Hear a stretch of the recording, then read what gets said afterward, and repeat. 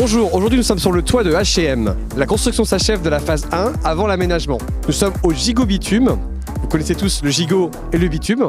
On va essayer de savoir ce que c'est que le gigot bitume. Venez avec moi.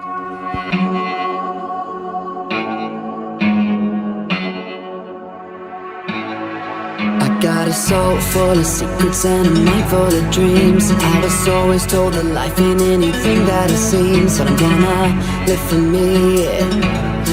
I'm gonna live for me, yeah.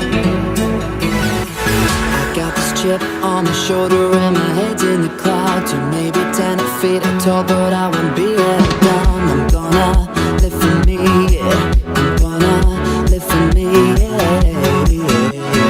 Touch me, you try but you won't touch me. No, me, this time you're gonna know me. Aujourd'hui on est au gigot bitume, c'est une coutume? Exactement, c'est une coutume du bâtiment, c'est la fin du gros œuvre. C'est un moment de remerciement à toutes les équipes qui ont construit cette opération. Qu'est-ce qui s'y passe au gigot bitume? Il y a du gigot? Évidemment, cela va de soi. C'est une recette traditionnelle du bâtiment. Ce sont les étancheurs qui ont mis ça au point. La marmite qui sert à fondre le bitume tient une température idéale pour cuire ce gigot. Alors je n'ai pas tous les détails de la recette, bien évidemment, et d'ailleurs elle est secrète. Mais par contre, je vous inviterai à le goûter, vous verrez, c'est délicieux. Il paraît qu'elle est secrète, la recette du gigot béton. Aucune idée. Non, la recette, on connaît pas. Qu'est-ce qu'un gigot bitume?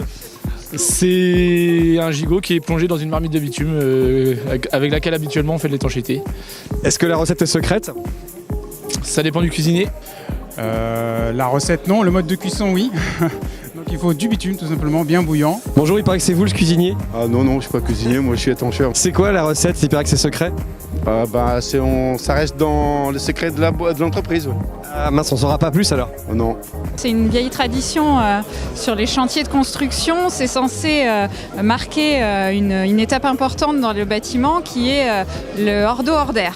C'est ce qu'on appelle le gigot bitume, c'est-à-dire qu'on est en fin d'étanchéité de bâtiment et voilà, on fait un repas sur les bâtiments, c'est plutôt sympathique comme vous pouvez le voir.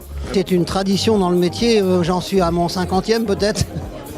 Donc ça se fait sur tous les chantiers, en tout cas où nous participons. C'est une tradition dans le bâtiment. À la fin de l'étanchéité, l'entreprise d'étanchéité organise un repas de chantier pour tous les collaborateurs du chantier et aussi pour les personnes qui ont travaillé sur l'opération, les autres intervenants, le maître d'ouvrage, bureau de contrôle et même quelques élus de Vannes. On appelait ça le drapeau.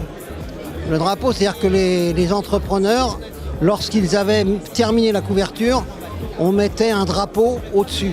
Et donc, moi, à chaque fois que j'ai fait un chantier, il y avait soit un drapeau, soit un méchoui, soit un gigot bitume. C'est un repas convivial, généralement à une fin de chantier, qui s'est perdu au fil des années, mais qui revient à la mode. Tout le monde est convié et oui, s'ils veulent, ils peuvent voir leur patron également. Est-ce que toi, tu connais la recette, parce qu'il paraît qu'elle est secrète? Pas spécialement, non. Personne ne veut nous le dire, ce qu'il y a dans ce gigot béton. Caché. Quelles sont les prochaines phases? Écoutez, la prochaine phase, donc, c'est la livraison de ce bâtiment au preneur qui est H&M. Ensuite, il réalisera ses travaux. Il a plusieurs mois de travaux. Et ensuite, bien évidemment, heureux événement, il ouvrira au public et à sa clientèle vantaise. Est-ce que tu viendras faire tes emplettes chez H&M? Bien sûr, surtout ma femme, qui attend que ça. Touch me, you try but you won't touch me. No, me, this time you're gonna know me.